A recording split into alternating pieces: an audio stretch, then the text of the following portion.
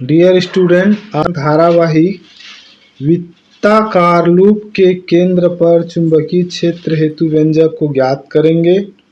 इसके लिए माना कि एक वृत्ताकार लूप का केंद्र O तथा त्रिज्या r है, स्मॉल r है। इस लूप का तल कागज के तल में है। इसमें I धारा दक्षिणवर्त दिशा में प्रवाहित हो रही है। इस धारावाही लूप के केंद्र O पर चुंबकीय क्षेत्र की तीव्रता हमें ज्ञात करनी है। देखते हैं चित्र से हम एक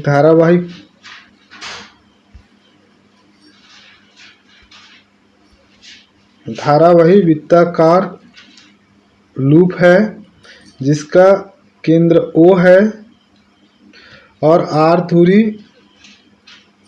पर एक अल्पांश ले लिए हैं A और B, जिसकी लंबाई है dl और दक्षिणवर्त दिशा पर धारा I प्रवाहित हो रही है और इनके मध्य बीच बना कोण कितना है, 90 डिग्री है। अब धारावाही वृत्तीय लूप को हम कई अल्पांशों में बांट सकते हैं और ये कई अल्पांशों से मिलकर बना है, इसलिए प्रत्येक अल्पांशों की लंबाई कितनी होगी, dl होगी। जैसे ये जो धारावाही लूप है, यहाँ पर मैंने एक अल्पांश dl लिया है, तो यहाँ कईयों अल्पांश हम ऐसा ले सकते हैं। इसी को मैंने थ्योरी पे लिखा हुआ है।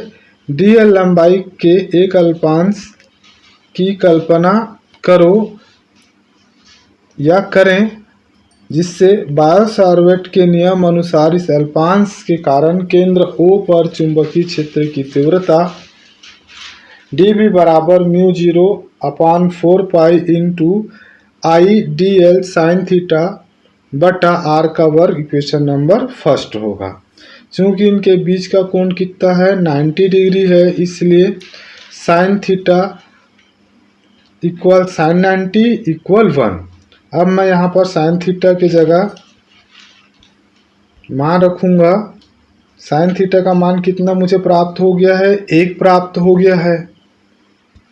इसलिए dB बराबर मुझे प्राप्त हो जाएगा μ0/4 पाई इंटू I dl बटा r का वर्ग इक्वेशन नंबर 2। दाहिने हाथ के नियमानुसार इस क्षेत्र की दिशा कागज तल के लंबवत अंदर की ओर होगी,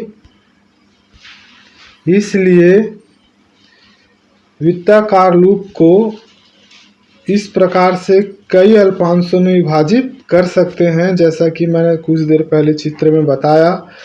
केंद्र O पर संपूर्ण अल्पांशों के कारण चुंबकीय क्षेत्र की दिशा कागज तल के लंबवत नीचे की ओर अर्थात एक ही दिशा में होगी।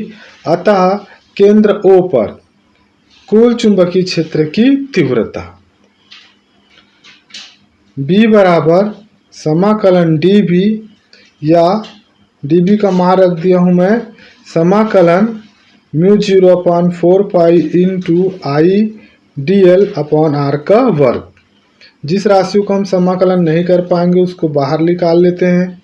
B बराबर μ0/4 पाई इंटू I बटा r का वर्ग को बाहर कर दिया, मेरे पास क्या बचा, समाकलन dl। अब इस समाकलन dl का मान यहाँ पे हम पुट अप करेंगे। इससे पहले हम जान लेते हैं कि I और R कैसे राशि हैं, नियत राशि है जिसका हम समाकलन नहीं कर सकते हैं।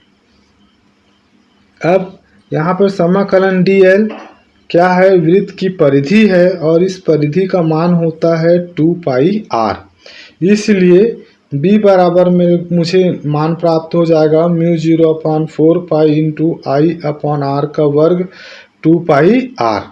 अब यहाँ पर इसको AR और AR को हम काट देंगे, एक वर्ग वाला r की राशि कट जाएगा, तो B बराबर मुझे प्राप्त हो जाएगा μ0/4 pi into 2 pi I upon r।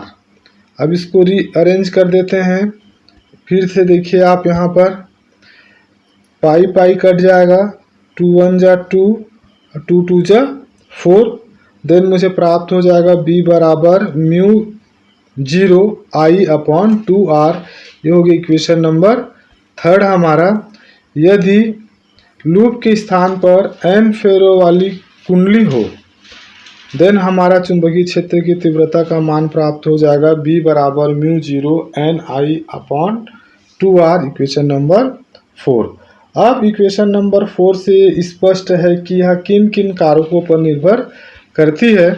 तो पहला है यह कुंडली के फेरों की संख्या कैपिटल N पर, दूसरी है कुंडली पर प्रवाहित होने वाली धारा I पर, और तीसरा है कुंडली की त्रिज्या R पर। प्यारे बच्चों, वीडियो अच्छी लगे तो लाइक, शेयर, सब्सक्राइब और कमेंट्स जरूर करें। धन्यवाद।